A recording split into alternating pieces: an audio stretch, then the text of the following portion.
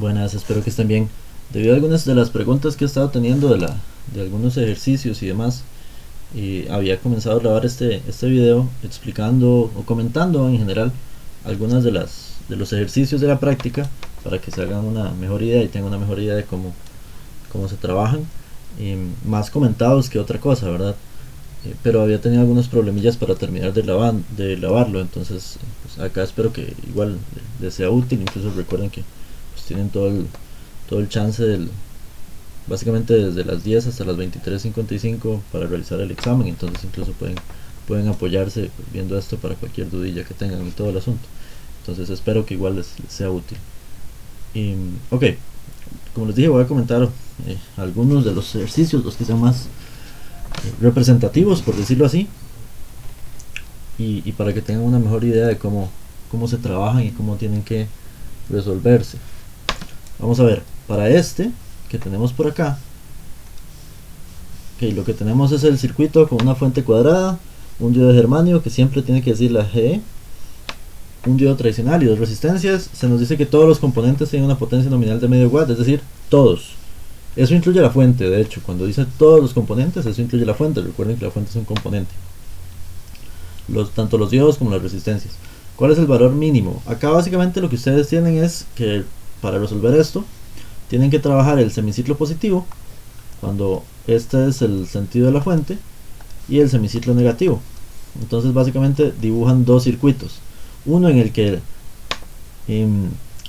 la corriente fluye en el sentido rojo, entonces este diodo va a estar trabajando,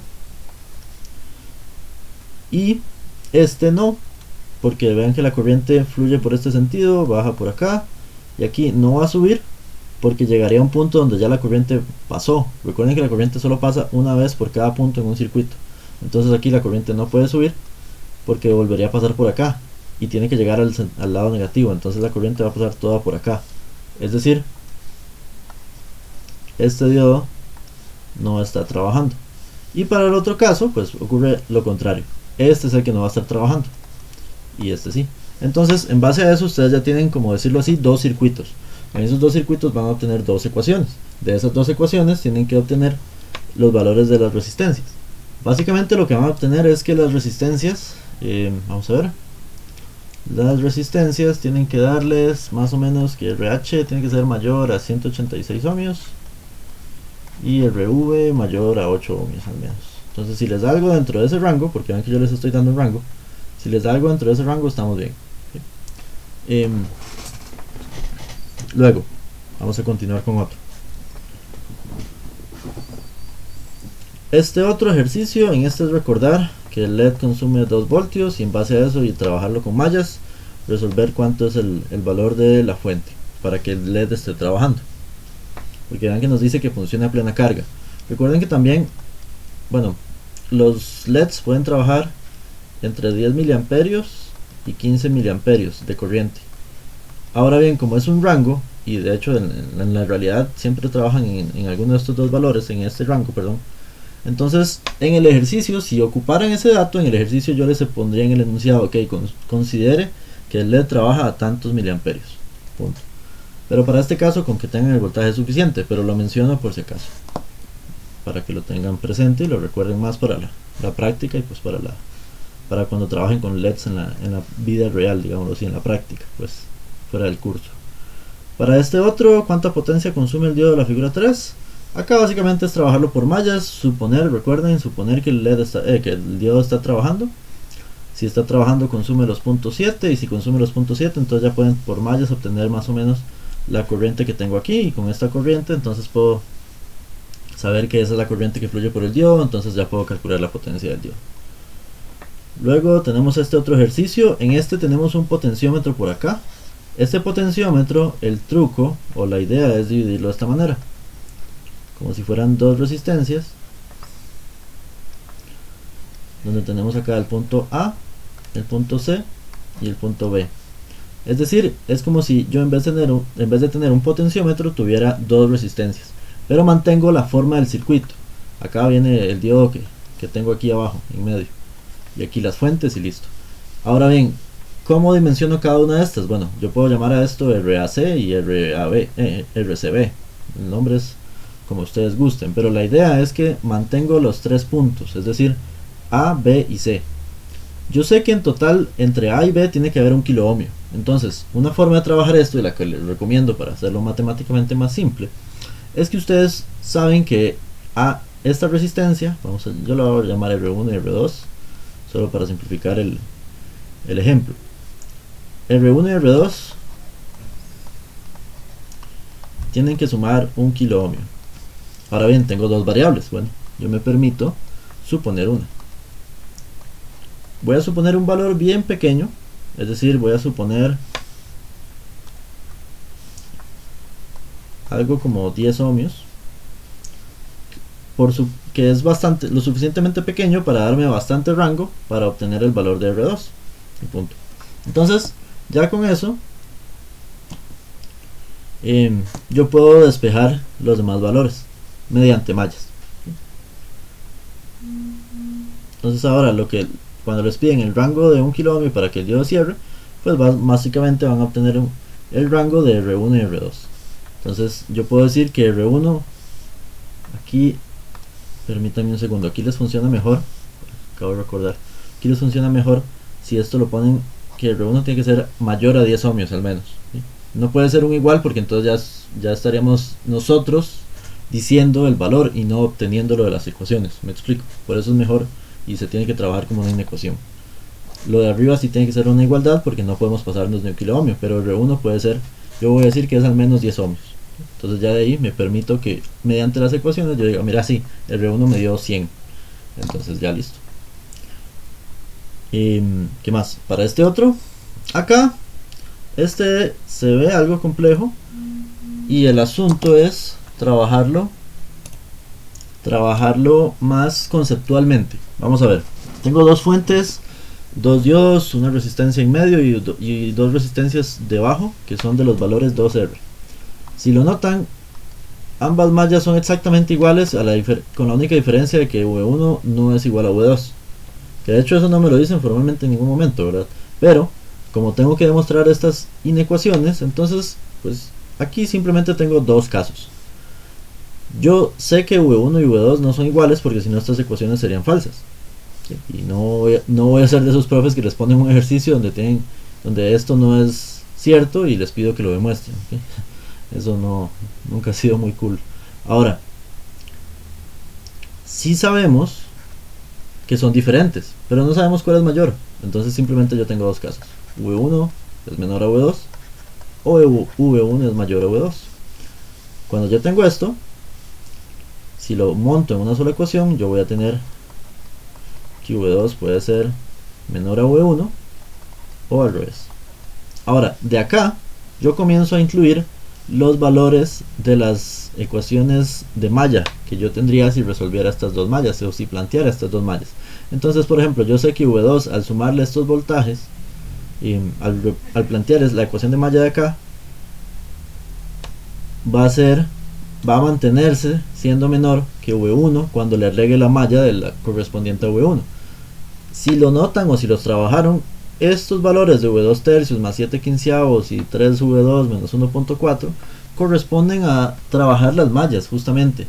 El detalle y lo que posiblemente les faltó, si llegaron hasta cierto punto solo plantear esto, seguramente fue considerar esto. ¿Qué pasa si una fuente es mayor a la otra o viceversa? El V2 mayor a 0.7 es porque yo tengo que estar seguro que las fuentes sean lo suficientemente tengan la suficiente energía, el suficiente voltaje para que los dos diodos trabajen.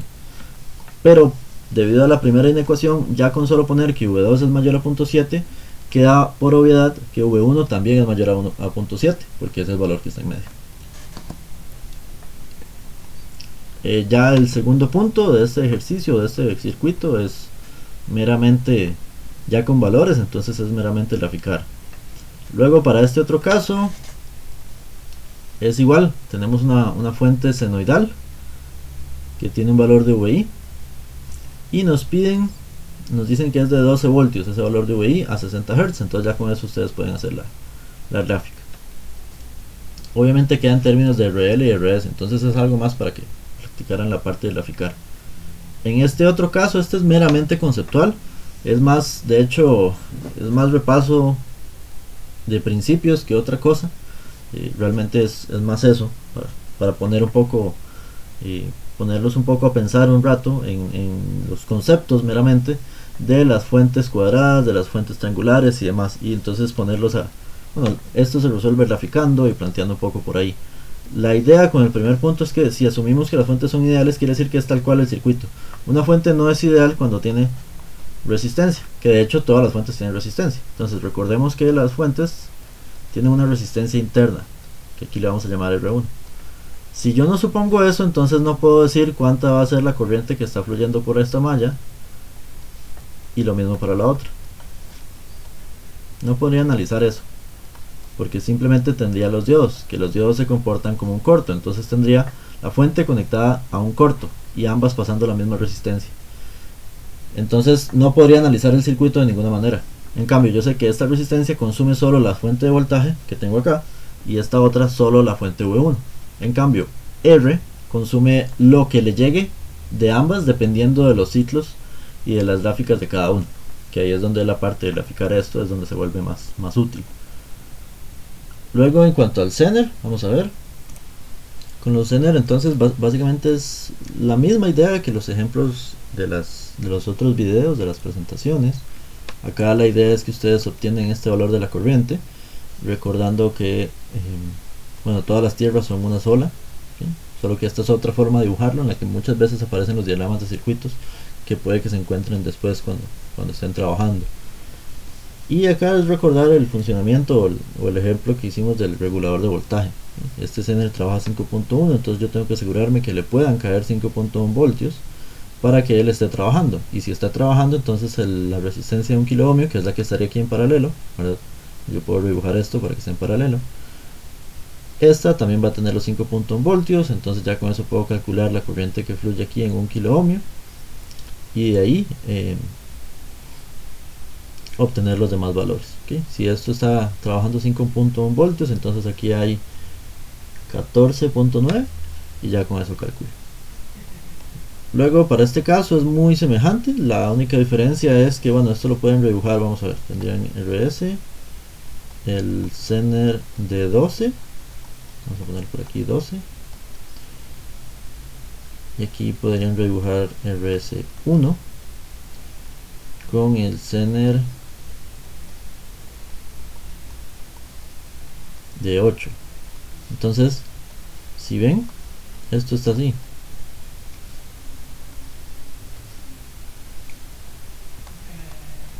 Y este es el VS1 y este es el VS2. Entonces, ya con redibujarlo de esta manera, bueno, y por acá va a estar la Tierra, ¿verdad? Ya después. Entonces, toda esta rama tiene 12 voltios si este está trabajando. Luego, esta, vamos a ver, aquí en el RS1 va a haber la diferencia entre este voltaje y este otro, y aquí en VS2 tendría los 8 voltios si este diodo Zener está trabajando. Entonces, dependiendo de eso. Y si yo quiero saber la potencia de ambas salidas, entonces la corriente que voy a tener acá, o la potencia que yo podría entregar acá, es la que venga con esta corriente de RS1, con esta I. Y la corriente que yo voy a tener en esta salida, acá, sería la que venga por acá, que se divide. Sería, ok, vamos a ser claros, sería RS, la corriente que hay aquí, vamos a llamarla I1 y esta va a ser I2. La corriente que yo voy a tener aquí sería I1 menos I2, ¿okay? Porque aquí en este punto, en este nodo, la corriente se divide. Luego, vamos a ver, el otro sigue. En este, el asunto o el truco es hacer esto, porque ambos son tierras, entonces es como que este circuito estuviera dibujado de esta manera. Entonces, ya con eso, se puede obtener se puede dibujar y entender mejor el funcionamiento. Básicamente son dos circuitos casi que idénticos, ¿sí? O dos mallas idénticas, básicamente, muy parecidas. En este caso lo que nos piden es, si todos los componentes son de medio watt, cuál es el rango de valores que puede asumir el voltaje de entrada para que todo esté trabajando. Entonces, pues sería un valor mínimo suficiente para que aquí caigan 5.1 voltios, ¿sí? Pero Yo ocupo al menos 5.1 voltios acá y ya con eso yo puedo calcular un rango. Para decirles el valor exacto o números, esto debería ser entre 10.2 y 27.461 voltios. El que más me interesa es el de 10.2. Si tenemos más de 27.461 es porque ya vamos a entregar más potencia y ya nos vamos a pasar del medio watt. Eso es lo importante, y ya vamos a dañar algún componente. De ahí, de ese caso, es que se obtiene el valor máximo. El mínimo es para que el Zener esté trabajando y el máximo es para no pasarnos de este valor de potencia en todos los componentes. ¿Okay? Con uno que ya se pasa, incluyendo el Zener, entonces ya se daña. Luego este caso es como cuando hacían circuitos con capacitores, circuitos RC que tenían resistencia y capacitor. Entonces acá en T0 esto se activa, esto cierra. Entonces básicamente podemos decir que desde el segundo cero esto es un circuito cerrado, ¿sí? No cambia gran cosa. Y entonces ya de ahí es revisar que el Zener esté trabajando, y si el Zener está trabajando, entonces sabemos que el capacitor de 1 microfaradio está consumiendo o tiene una caída de 5.1 voltios, y ya con eso calculan lo demás. Para este simplemente es revisar que en un semiciclo un diodo está trabajando y en el otro no, y viceversa. Para este otro caso es que yo tengo un diodo de 0.7 y una fuente de 12, entonces aquí siempre voy a tener al menos 12 voltios. Si solo si el diodo está trabajando. Si el diodo no está trabajando, no le llega. Esto es una rama que está abierta, ¿sí? Porque si el diodo no está trabajando, es un abierto, está apagado. Entonces solo tendría la misma fuente, los mismos valores de estas dos terminales acá, si esta rama no estuviera funcionando, no estuviera conectada. Este es más conceptual que otra cosa, pero igual pueden investigar qué es un Darlington. Básicamente es cuando yo hago las sumas de esto, y es jugar con los sentidos de las corrientes. Entonces aquí es jugar con la ecuación de la corriente del emisor es igual a la corriente de la base más la corriente del colector. Es jugar con eso, básicamente, en ambos transistores. Y jugar, por supuesto, con el valor de beta, que la corriente del colector del 2 va a ser igual a beta 2 por la corriente de la base de 2, y así sucesivamente. Entonces ya jugar con eso nos da la respuesta. Para este otro caso es igual, recordar que el LED tiene 2 voltios. ¿Qué razones puede haber para que este LED permanezca apagado? Bueno, ahí ustedes tendrán que revisar. Significaría que no hay 2 voltios aquí. Si no hay 2 voltios aquí, ¿qué pasaría? Bueno, el transistor puede estar en corte, o puede que, por ejemplo, yo no esté entregando la suficiente corriente acá en la base para que este LED consuma los 2 voltios, para que haya corriente suficiente para que lo encienda. Entonces eso yo lo puedo revisar de la siguiente manera. Tengo 5 voltios, 10K, y aquí tengo el voltaje de base emisor. Con eso puedo calcular la corriente en la base, y recordando, en este enunciado sí falta que el LED consume los 10 miliamperios. Entonces yo tengo que obtener una corriente de colector de 10 miliamperios.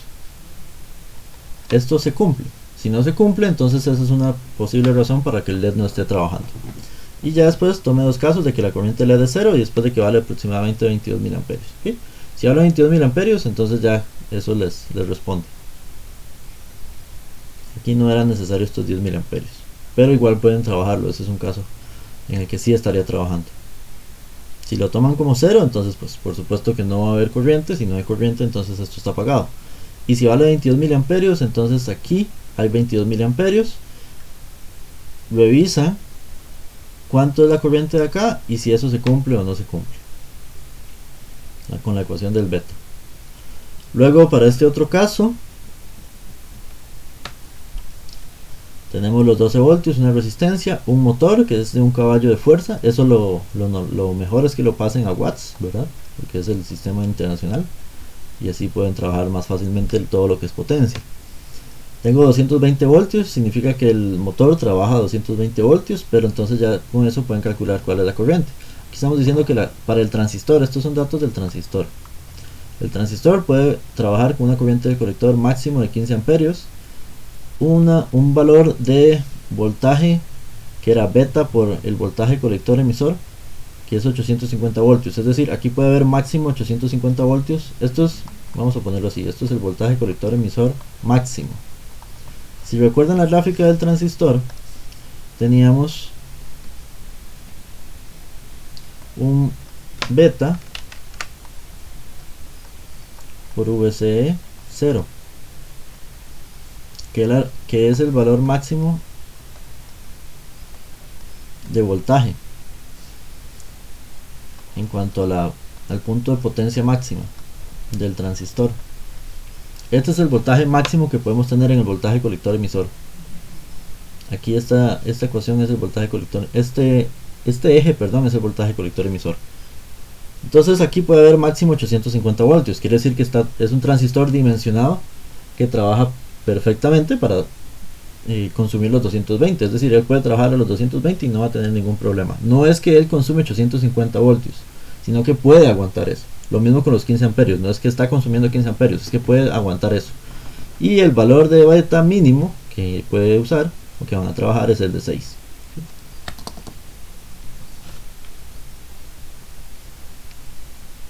Entonces, dimensionar la resistencia del diodo. Bueno, con dimensionar el diodo quiere decir a qué potencia puede trabajar el diodo, ¿sí?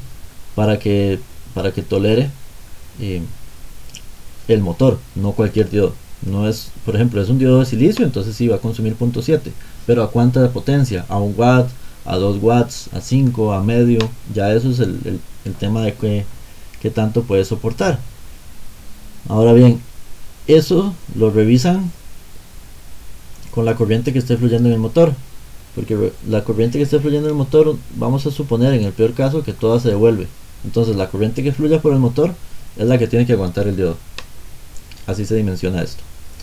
Ahora, esto es más para la práctica, repito, esto no es algo que se les vaya a evaluar en un examen ni precisamente en el curso. Me interesa más para la práctica. En este otro caso, vamos a ver, permítanme leerlo. Considere dimensiones de resistencia RB. Este sí es como uno de los que trabajamos anteriormente. En este otro caso, la idea es que ustedes, hay varios así, la idea es que ustedes revisen cuánto corresponde acá. Entonces, en un caso van a tener este en corto porque está saturado, entonces esto va a ser un corto, entonces solo vamos a tener el LED, digamos el circuito se va a ver así en un instante. RC, un corto que baja a RE y aquí otro corto. Ya esto no se une porque cuando están en corto, recuerden que sigue existiendo la base, sí, pero físicamente no es como que aquí hay una división. Y aquí por supuesto que tengo RB, ¿sí? Y bueno, el LED trabajando, pero el LED es solo una luz porque eléctricamente o electrónicamente esto es un corto, ¿sí? Un corto que ilumina, por decirlo así. Cuando ambos transistores están saturados, ¿verdad? Cuando uno de los dos está saturado es un caso diferente, pero más o menos ya con esto se les hace una mejor idea. Para este otro caso simplemente es redibujar y ver qué pasaría. En este otro es meramente trabajar las ecuaciones de los transistores. Esto es muy importante, ojalá lo hayan podido trabajar, porque facilita bastante entender las ecuaciones de los transistores que nos resuelven todo lo que tenga que ver con transistores. Para este otro caso, permítanme un segundo. Para este caso lo que tenemos es, vamos a ver, tenemos que la clave es revisar los sentidos de las corrientes, porque si ven esta corriente siempre va a ir para acá y esta otra siempre va a ir para acá porque tenemos un PNP y un NPN. Ahora bien, además ambas ganancias valen 100 y tenemos que el voltaje de entrada, es decir este, toma valores entre 20 y menos 20. Entonces son dos casos. Cuando tienen el caso con 20 positivo, es decir que aquí tengamos más 20, entonces ustedes pueden decir que esto y esto es como que fuera la misma fuente. Pueden hasta dibujarlo si quisieran. 20 voltios, viene aquí, se divide y va a la tierra. No voy a dibujarlo, pero ustedes comprenden que es la misma tierra. Entonces, esta resistencia es la que va a enviar corriente a las dos bases, ¿sí? Eso es importante. Bueno, a esta base realmente, perdón, sí, a esta. Vamos a dibujarlo más explícitamente. Esta baja y se suma con esta corriente de acá, ¿sí? Cuando tenemos menos 20, entonces más bien consume. Entonces sería una pérdida más bien. Esta corriente se divide hacia acá, porque va a ir en negativo. Cuando tengo el caso de menos 20, entonces quiere decir que tengo la fuente como así. Simplemente vean que es lo mismo, 20 voltios, pero está dividida. Y lo que tenemos es la terminal negativa.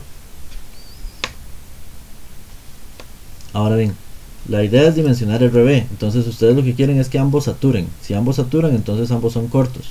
Entonces ya con eso pueden dimensionar qué pasaría para que el transistor esté trabajando. Noten que el transistor va a estar trabajando, el motor, y noten que el motor va a estar trabajando con lo que llamamos la corriente del colector. Luego tenemos los casos de osciladores, que en estos básicamente es cumplir las ecuaciones de astables y monostables para este caso. Ven que aquí tenemos un potenciómetro. Entonces para este caso, en este ejercicio todo queda en términos de R1 y R2. Hay uno que es un monostable y el otro que es un astable. Traten de recordar siempre cómo identificarlos.